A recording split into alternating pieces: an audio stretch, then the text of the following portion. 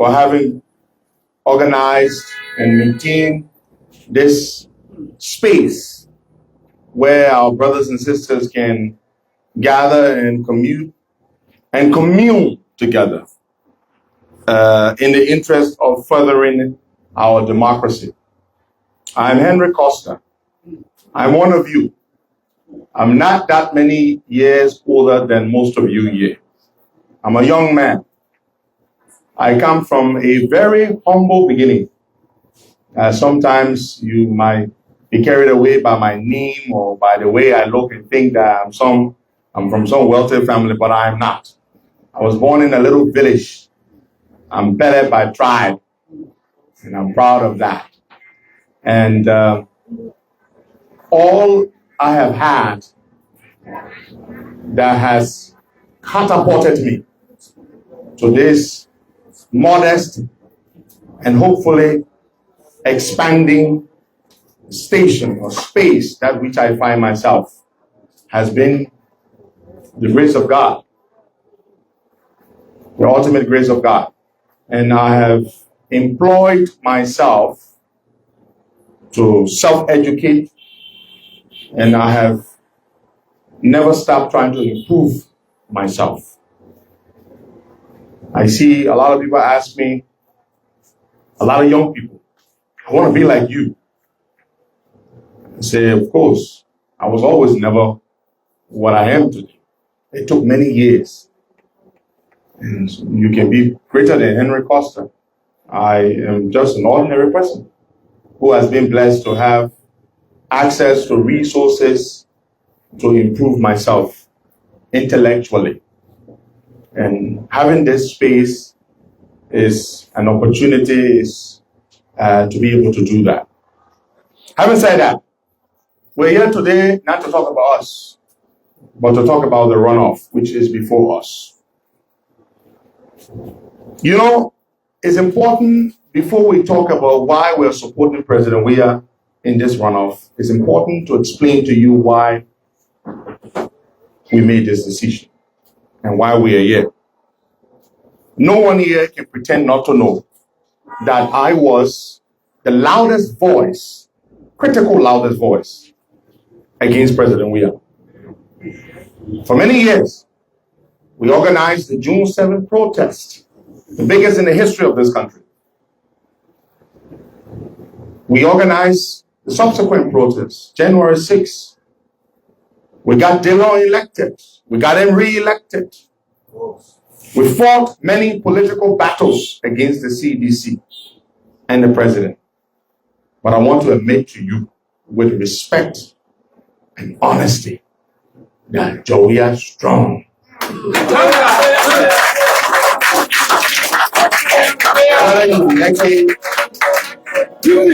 Whether you like it or not, Jowiah strong. CDC is a way of life. We fought. The only thing the so-called rescue mission, which are now called disaster mission or calamity mission, the only thing they had going for them was our voice. Propaganda. Messaging. Old men Bwaga were laying out for rehab sleeping while we were in the trenches fighting. Only two reasons why George Weah did not win the first round election outright. He won the first round, right? Yes. But outright, 50% plus one. Only two reasons. Number one,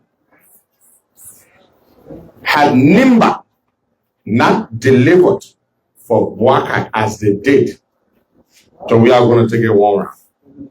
Number two, had it not been for the many years of propaganda and fighting against CDC, so we are going to take it first round. That's it. Be real. Whether you like it or not, that's it. 806,000 votes, right? Now, folks, people will say, why would a man like Costa, who preached, criticized, led the movement against George Weah for years, be supporting George Weah? Very simple. We fought with people we believed meant well for this country. They made us believe that their intentions were honorable. They made us invest our all. Some of you have followed some of our recent podcasts, right? We were not only fighting politically and garnering political capital for Joe Boakai, we were also raising money to sustain Joseph Boakai. During that time, they call us dependable nephew, God-given nephew, God sent. But Joseph Boakai is a user, and he never meant well. But it is not about me. I am not supporting George Weah because Joseph Boakai disappointed me. No. Do you know why I'm supporting George Weah? There are several reasons. One of those reasons is that Joe Boakai chose a very dangerous man to be his running mate. A dangerous man. Prince Johnson being his godfather. Do you want those people to be in charge of this country? Another reason. When Joe Boakai fell off in this country and he was taken to ELW hospital, you all remember, right? In January, right? We flew Boakai to America for medical treatment. I took him to two doctors. The two American doctors said the exact same thing the American doctor at ELW hospital said. This man is in a critical condition. You must do a surgery they call triple bypass surgery. People say, don't discuss the man's health. The man wants to be president of our country. His health is our concern. If he wanted to be managing his grandchildren, that's not our business. What are you saying? That's it. But he wants to lead our country. Your age is a problem. In America, Biden is running for re-election, right? He's 80 years old, the same age as Joe Boakai. You know what's affecting Biden right now? His age. So why can Americans complain? Americans have a better healthcare system, far better than we have.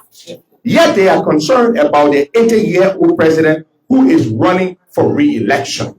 But then they want you to believe that we must not be concerned that Joe Boakai is 80 years old, and on top of that, he is sick.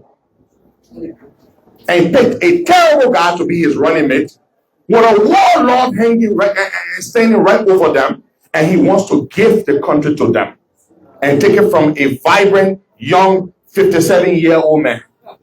How can we do that, my people? What are you not like George Weah? But are you comfortable with making a sick 80-year-old man president of your country? Now, you sick, I take you to the zoo bush. I pay the herbalist to treat you. The herbalist said, this sickness you get, you got to take it like in 6 months to 9 months, because the next time you fall down, that one will carry you. You say, okay, I look for the money, I arrange everything for us to go back to the zoo bush. You say, let me go Moria and take care of something, we'll come back later. We come in the town, they say, oh, mama, how are you? Oh, I alright. What, you alright? That not mean they take you to the zoo bush. How you will tell the boy in the town you alright? Well, I know you're not alright. Then you say you won't be the town chief of the town. I said, but when we went back to go to the thing, what the man say, oh man, let me be the town chief first. When I win the town chief election, I will lead the deputy town chief in charge. Then I go to it. Suppose you're here leader. Suppose the time you go back for the treatment, you're here leader. Then who will be in charge? The deputy town chief. Is that the deputy town chief you voting for? You voting for the town chief proper. So if the deputy town chief won't be town chief himself, why he can run on his own name? But he back behind you so that when something happens to you, because they know something will happen to you, so they can take over. Jeremiah was a Liberian. He won't be president, he get it right. Let him put himself forward and see whether people will vote for him to be president. But for Joseph Boakai to take a dangerous, incompetent man. You say Jeremiah cell phone. Jeremiah couldn't take cell phone. You know inside, you will not see 10 phone numbers there of international people. You not know nobody abroad. How can such a man take this country and change it around? Who does he know? When you can hear Jeremiah travel where Sierra Leone, say you can hear him go to Sierra Leone. When was the last time Jeremiah went to Guinea? Nobody knows him anywhere.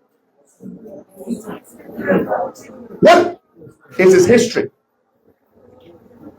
Oh, we know Jawia history. Say what you want to say about him. Right? When the war was waging and rockets were falling and people were dying, Jawia was playing football, raising the Liberian flag, making us proud, sponsoring the national team. Even before he entered politics, Jawia was serving Liberia. At the University of Liberia, he was paying people tuition and other universities. Say what you want to say about him politically, but you cannot take from him his contributions he's made to this country. My people, what has Kun done? Can anybody point to me here what he has done? Nothing. The man won't be president through the back door. It is not. I say this to those who are thinking about Wakai to vote for him. It is not Wakai that will be the president. It is Prince Johnson and Jeremiah Kun that will be the president. And those two people scare me. A Prince Johnson who killed a president on TV, who can still be bragging about it today. If you are comfortable with a man who killed a sitting president on TV, if you're comfortable with a puppet being the president of the republic, there's something wrong with you. Something got to be wrong with you. So, fellow Liberians, President George Weah is not perfect. He's ambitious. Look at the things he's done. When I was on the other side, we're trying to downplay it. You know, let me tell you what opposition can do. When the government do good, say you not get bad thing to talk about the good thing, you're trying to downplay it. Oh yeah, the bedroom narrow way. Oh yeah, the MCC said we have about 1420 one way. But one thing bad you can talk about good things. The bed don't community road there, but the people who are using the road will pay for the road. But opposition job is to downplay good thing and to amplify bad thing. That is. And nobody in the country know how to do it in Heron Costa. You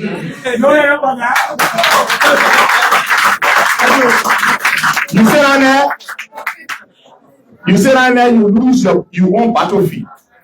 You lose your biggest weapon. The weapon go quiet. Same mass, the weapon fell quiet. Joseph Wanga is not a leader. That man never picked up the phone one day to reach out to me and say, nephew, how you so come and say, my dependable God-given nephew, let's sit down and talk. He never did. You know why? He felt he had arrived. He come and be president now. He ain't need me no more. He just used me for that period of time. I said, you we are coming. I was hoping Jawia would flock him in the first round. But say it ain't happy in the second round. I got back on the plane and came to Liberia. I said, Jawia are ready. We'll fire the bugger there.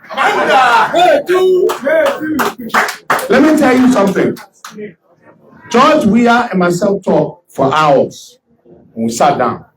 My man, why you want second term? I said, my man, we made some mistakes. But we're learning. Now, I'm thinking about how I will be remembered when I leave. I want to do more. We've learned from some of the mistakes we made and some of the big things we want to do. We need time. I said, well, if a man can tell you that I'm telling you, I did not score 100, but there's room for what? Improvement and to do more. And a man like George Weah, who comes from a highly competitive industry, football, right? You know, football players are very competitive. Their legacy, when they can play Ronaldo, Messi. So George Weah is very competitive. So he wants to leave. He said, my man, if by God's grace I get my second term, when I leave, I will be 63. I'll be very young. Listen to him. He said, so that means by God's grace I live long, I will be around for very long. As former president, we are right. If I don't leave on a good note, it will be hard for me, even around the world. You know what I'm talking? I'll be 73. Ellen left, she was 78, right? But George Weah will leave when he's 63 years old. And that is very young. Look at that man. That man look like he will change anytime soon. He will still look the same 6 years from now, just about.